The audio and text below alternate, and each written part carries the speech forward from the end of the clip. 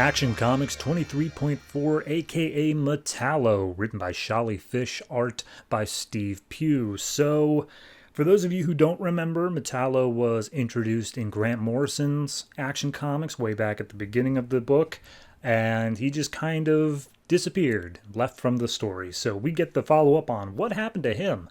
So we open up with him walking in this extremely dark place. He says there's no light, no sound. Most people go crazy, but I'm not crazy. You're crazy.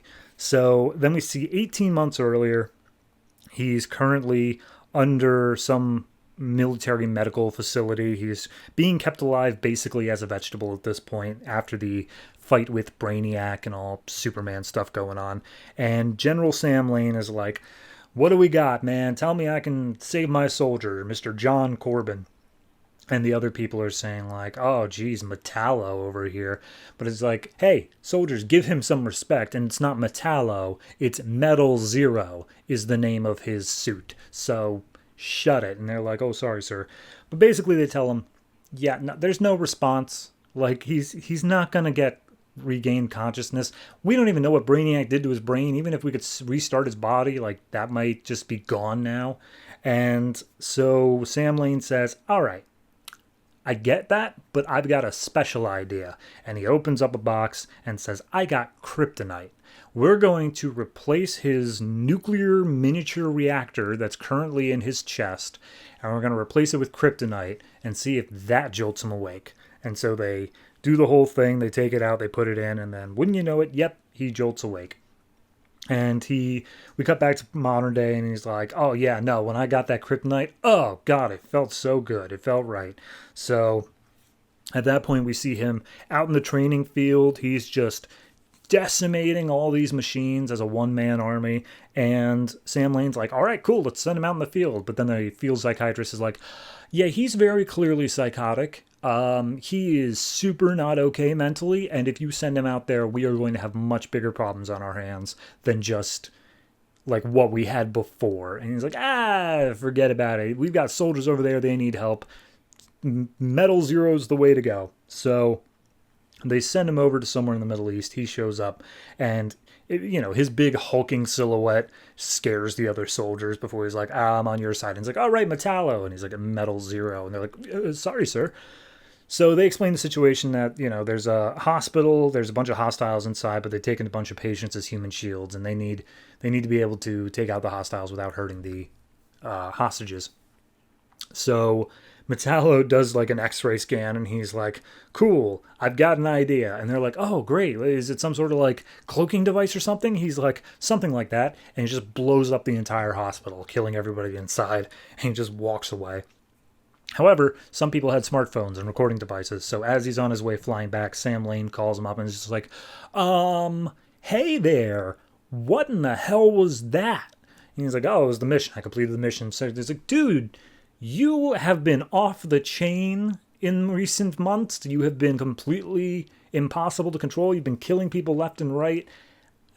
I'm sorry, man. This is the end of the road. And he's like, wait, what do you mean? And he goes up and checks the pilot on the plane he's on. Turns out it's an unmanned drone. And Sam Lane's like, yeah, no, you're done. And he blows up the plane, self-destructs it over the ocean, and Metallo falls down to the deep. But because he's Metallo, he doesn't need to eat or breathe or anything like that. So he just walks along the seafloor until he finally makes it back to land. And as he approaches the beach, he's like, cool, I'm going to go to the nearest military base. And he just goes there and immediately starts killing everyone. All the soldiers that oppose him, he's just tearing apart tanks, and he's killing everyone, just saying, bring me Sam Lane. I want Sam Lane.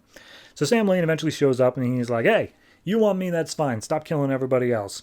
And he's like, oh, I trusted you, and you betrayed me. I'm fed up with this world.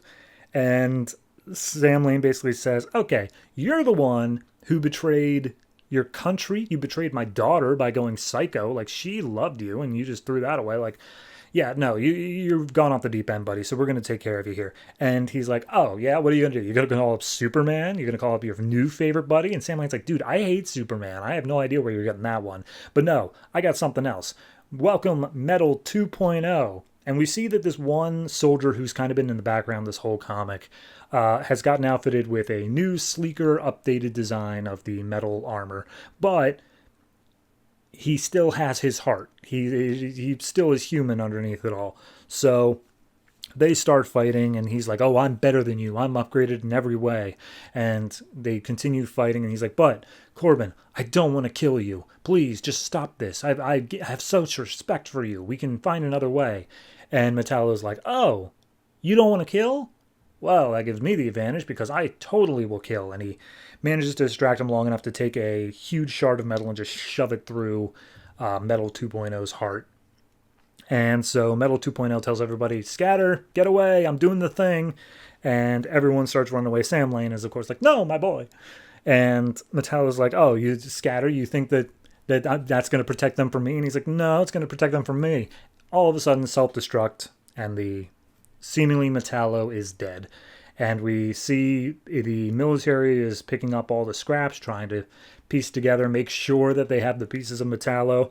And at that point, it's just like, oh, sir, if you're looking for every scrap, are you trying to rebuild Metallo? And Sam Lane's like, no, I'm making sure he's dead. He is no longer welcome. But we see that right before the explosion happened, the secret society teleported Metallo out.